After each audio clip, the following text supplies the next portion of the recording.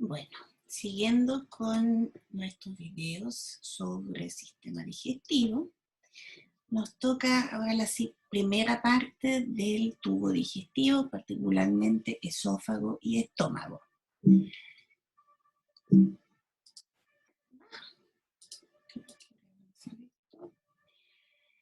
Cuando el alimento es deglutido, pasa entonces de la cavidad oral al esófago. Y como ya les había dicho, en el tubo digestivo, y el esófago obviamente no es la excepción, podemos encontrar 4 capas. La mucosa, que está esquematizada acá, cuyo límite es la muscular de la mucosa, la submucosa, la capa muscular con una capa muscular circular interna y longitudinal externa, y acá una adventicia o serosa. Aquí está mostrada una adventicia, dependiendo del lugar del esófago donde nos encontremos. Entonces, en la mucosa podemos encontrar un epitelio plano estratificado no queratinizado, músculo liso, que es la muscular de la mucosa, y podemos encontrar glándulas mucosas al final del esófago, en la parte más distal, cuando está por entrar, cuando está el tubo digestivo por continuarse con el estómago. En la submucosa, tejido conectivo también, y podemos encontrar glándulas esofágicas. La muscular, la capa muscular, en el primer tercio del esófago podemos encontrar un músculo esquelético estriado, y en la parte distal podemos encontrar músculo liso, y en el tercio medio podemos encontrar tanto musculatura lisa como esquelética, que hay una zona donde se produce la transición de la musculatura esquelética voluntaria a una musculatura lisa involuntaria. Y después serosa o adventicia, serosa ya dentro del peritoneo, ¿cierto? Y la adventicia es antes de que el esófago penetre al peritoneo. Acá otro esquema, acá podemos ver la mucosa, aquí está el límite, la submucosa, aquí podemos ver el epitelio, la circular interna, que se ve cortada en forma longitudinal en un corte transversal, y aquí la longitudinal externa, y aquí afuera la adventicia. Aquí lo mismo en una vista más bien macroscópica, ¿cierto?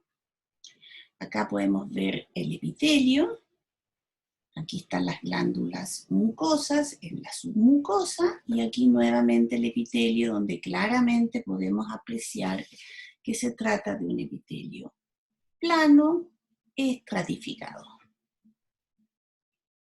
La unión esófago-estómago, ahí se produce un cambio abrupto en la mucosa. El epitelio cambia entonces de un epitelio plano estratificado, acá, aquí tenemos el epitelio plano estratificado, y de aquí en adelante entonces tenemos el epitelio cilíndrico simple. Llegamos entonces al estómago, que es la parte dilatada del tubo digestivo. Presenta estas arrugas gástricas que son transitorias dependiendo si está lleno el estómago o no.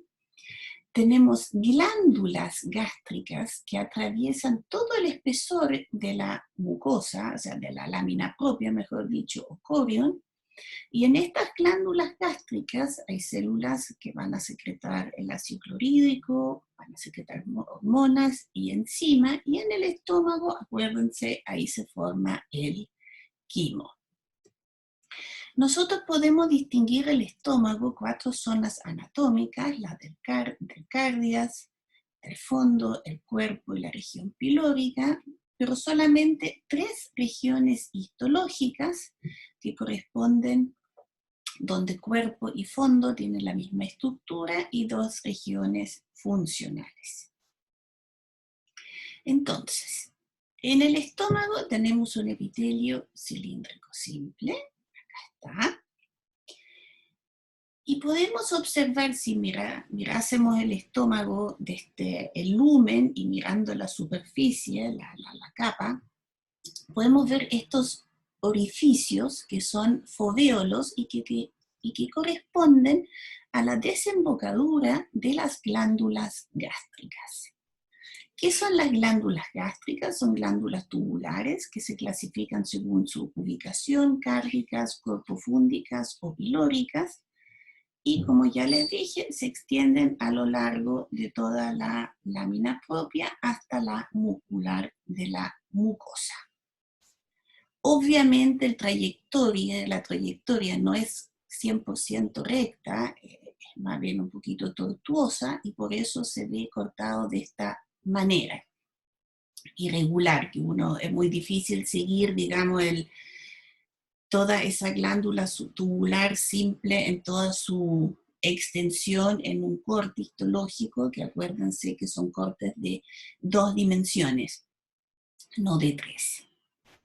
Entonces, aquí tenemos las glándulas tercardias, que son bastante menos pronunciadas, menos desarrolladas, hay un predominio ahí de células mucosas.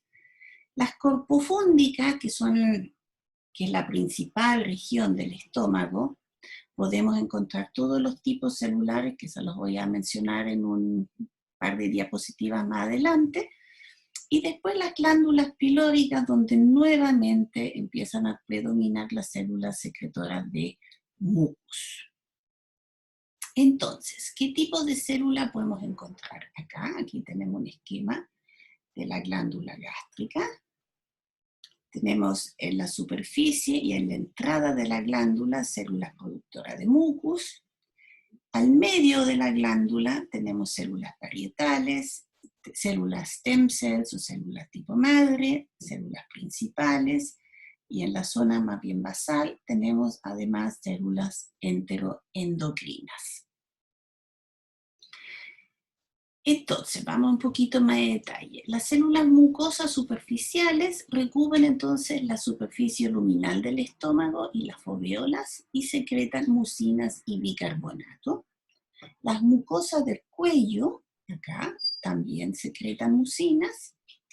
Y las células parietales o oxínticas son las productoras de ácido clorhídrico estimulado por la gastrina y además producen factor intrínseco necesario para la absorción de la vitamina B12. Un poquito más abajo tenemos las células principales, que están aquí en morado, que secretan enzimas, pepsina en forma de pepsinógeno y lipasas, y aquí en la parte basal tenemos las células enteroendocrinas, que secretan entre otras serotonina, gastrina, glucagón, y aquí entre medio tenemos células de tipo stem cells, células tipo madre, que están principalmente ubicadas en esta zona del istmo y del cuello, y que son células que están en activa proliferación y que se pueden diferenciar a cualquiera de los otros tipos celulares presentes en las glándulas gástricas.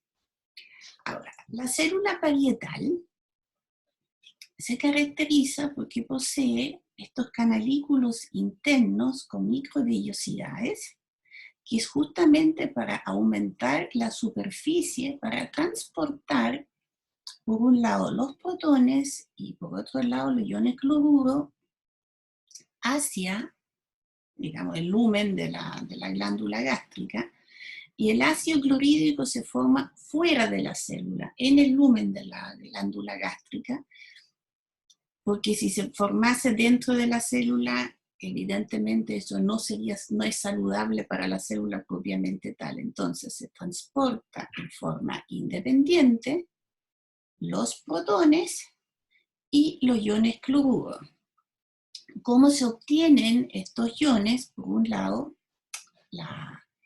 todo el tubo digestivo, la parte del corion, la mina propia, es densamente irrigado. Entonces, desde los capilares se capta entonces el CO2.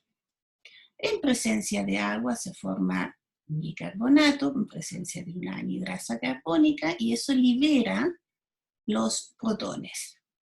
Y el cloruro se produce por un transporte activo de iones de sodio y de cloruro.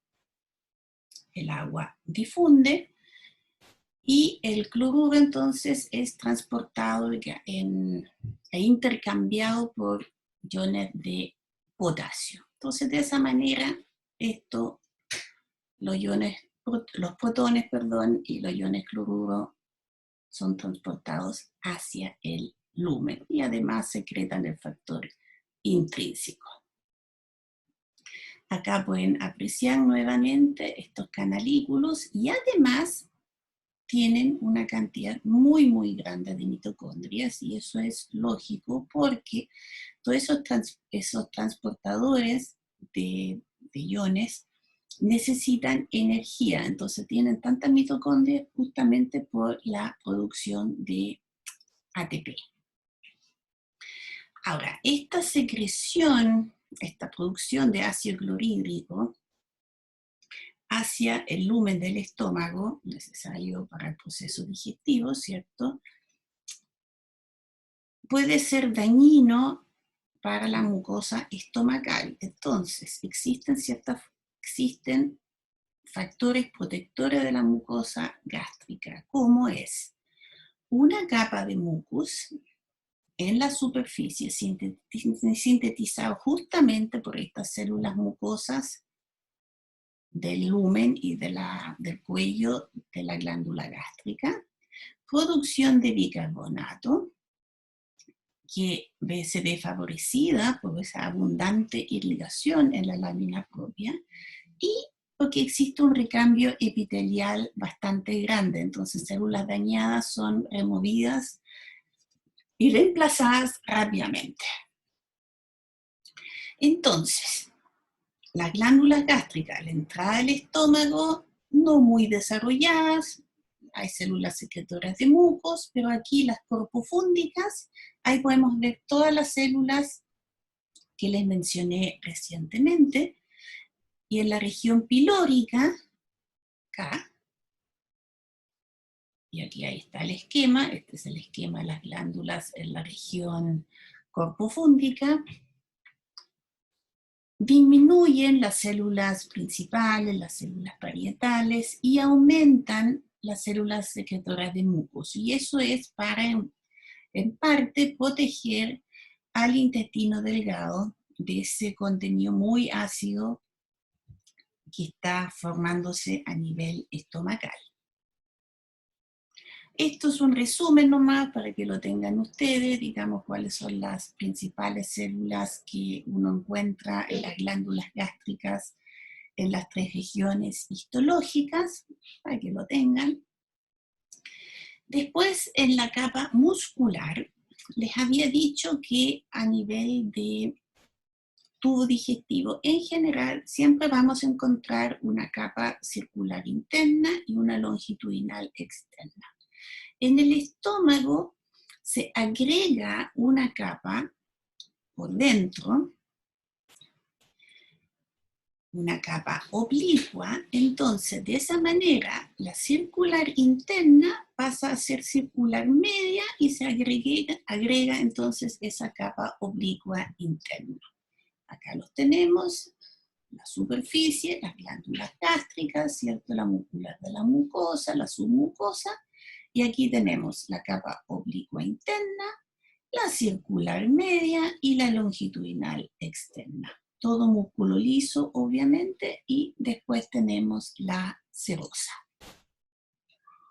Y la unión gastroduodenal, pasamos entonces sigue el epitelio cilíndrico simple, pero si teníamos en el estómago la apertura de las glándulas gástricas, a nivel de duodeno, entonces se empiezan a agregar las vellosidades intestinales, pero esto lo vamos a ver en el siguiente video o cápsula.